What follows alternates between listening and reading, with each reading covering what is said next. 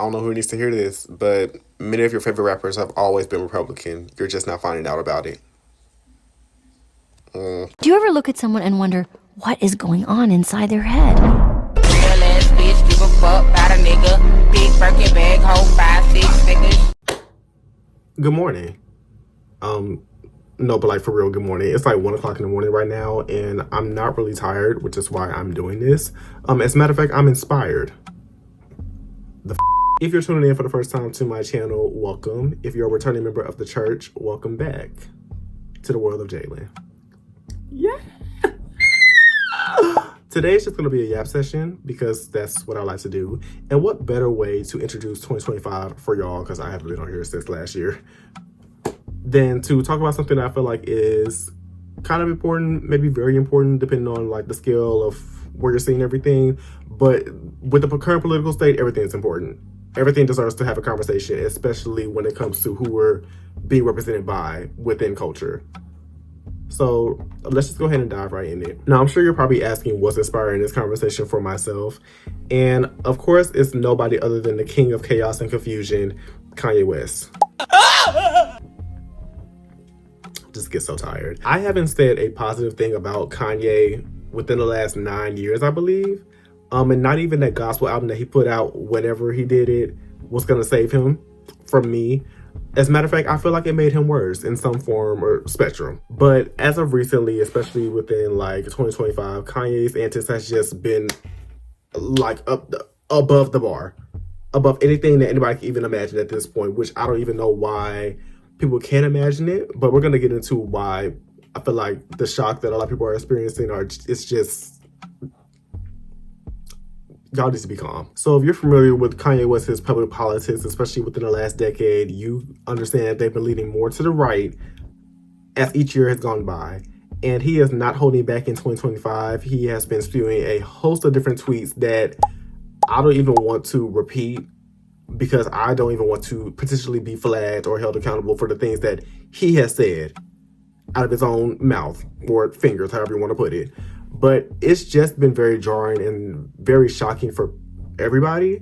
Well, at least people who have not been paying attention, which is something that we're going to delve into a little bit more. But Kanye is not the only artist that has been spewing these very conservative views and aligning themselves with conservative like politics. There have been a host of different artists, especially within like the hip hop realm, which is very important to know considering the history of what hip hop represents within culture. Hosts of different artists within hip hop that have just been aligning themselves with conservative views. And again, a lot of people are just very surprised that this is happening with these particular artists. But I feel like, are y'all surprised because it came out of nowhere? Or are y'all surprised because y'all didn't pay attention to what's been going on with these artists?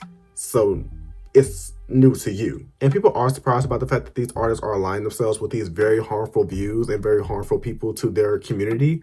But if you actually look at the history of these artists, nothing about what they're doing should be surprising. If we actually look at the history of these artists and what they have contributed to culture through their political standings, their social standings, their art, many of these artists have been Republican the whole time.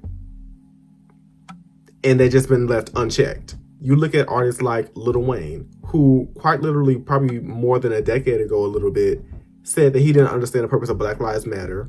And he basically doesn't see color. He doesn't believe like racism is a real thing anymore. So with that being the case, why are we surprised several years later that he's taking pictures with Donald Trump? Regine, call me your daddy. Regine, your daddy. You look at artists like Snoop Dogg, who has a history of just aligning himself with random white celebrities for the sake of social capital and financial gain.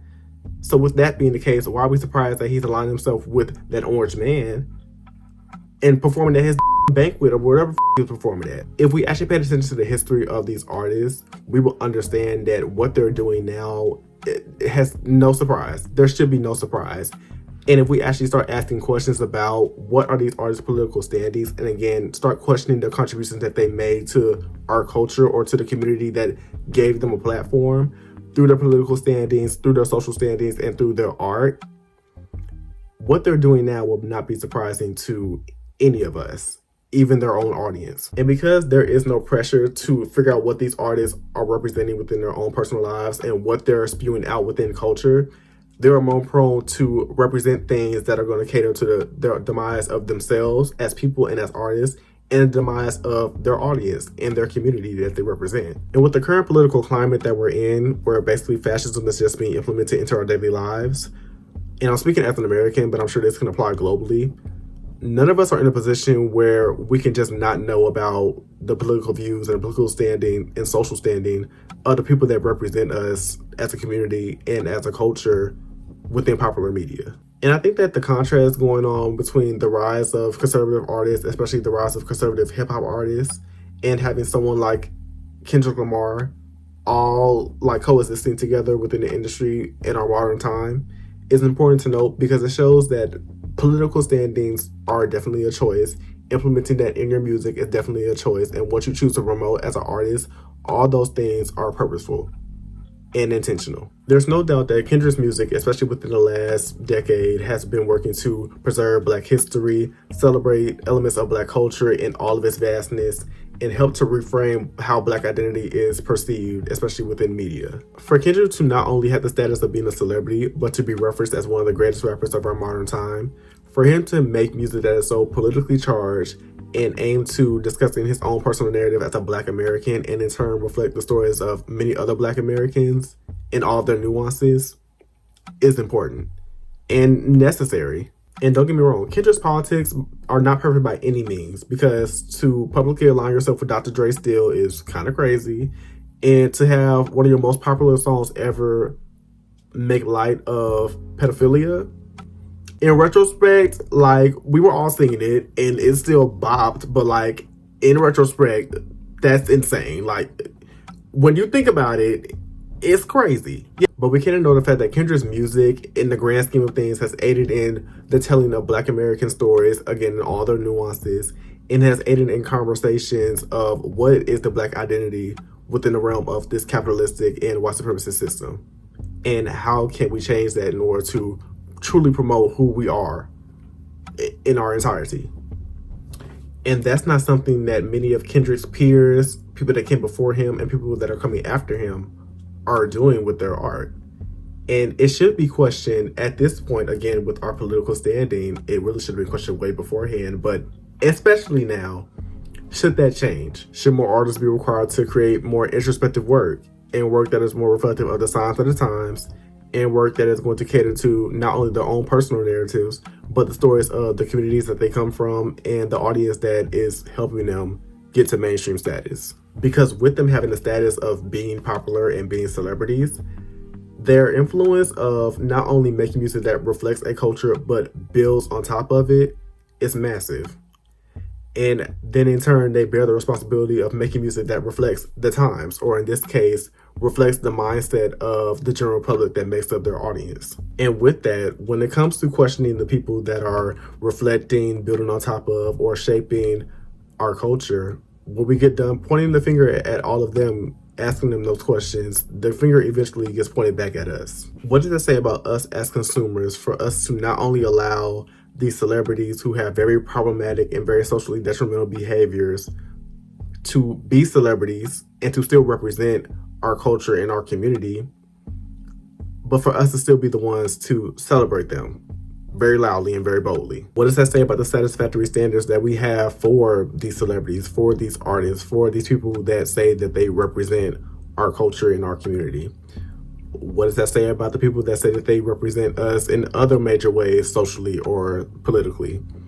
What does that say about the standard that we have for ourselves as individuals that make up the collective, that make up the community? And truth be told, the reason behind why a lot of people can't even ask questions like that, and why there even is a clash between people and art in the first place, is because of lack of introspection. Many people don't have the ability to look inward and try to figure out their identity within and outside of the systems that they operate under, especially if those systems have been oppressive.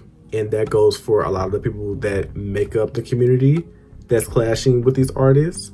And that goes for the artists that come from those communities and in turn make art that feeds the community and reinforces that inability.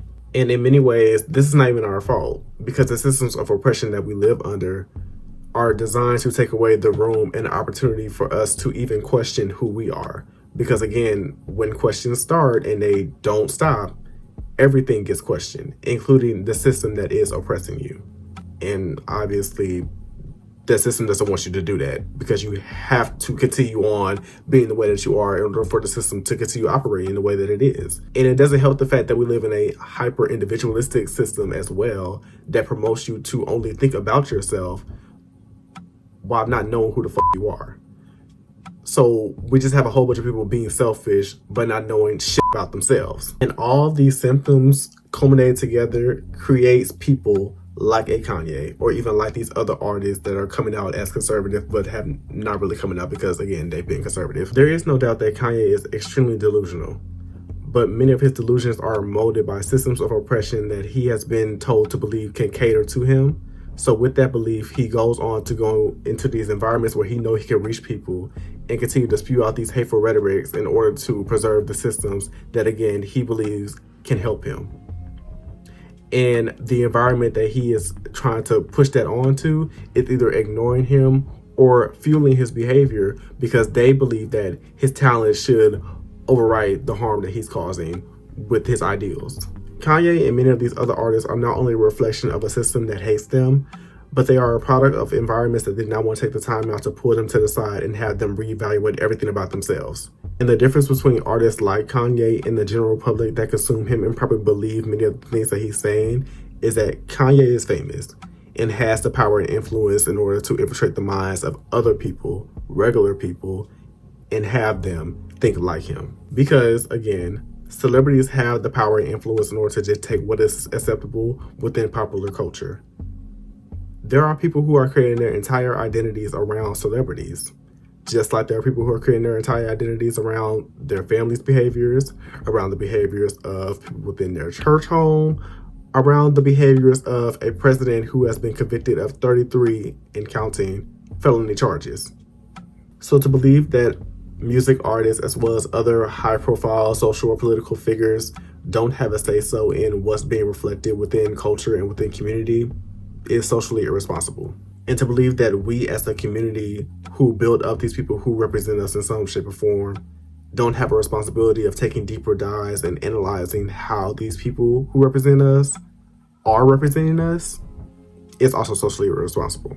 Had to move a little bit because my camera wanted to die, because why would it do anything else? But paying attention to how these artists operate socially and politically, and trying to have a deeper understanding as to what their contributions are through their art form or whatever medium is extremely important, especially with, again, the political climate that we all are under. And if we're going to be in a position where we're asking people who are representing community or we share community with those questions, we have to be able to ask ourselves as individuals those same things.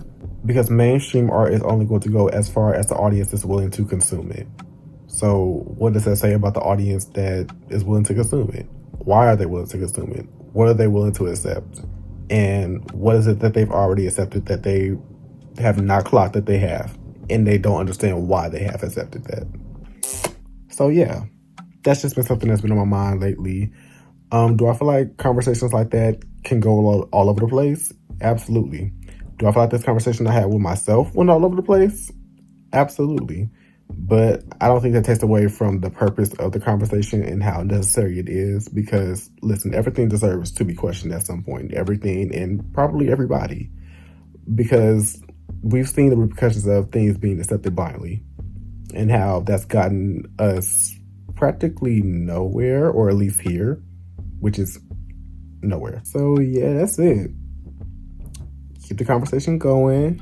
Thank you for watching, as always, and be willing to question and be willing to understand. That's it. Peace.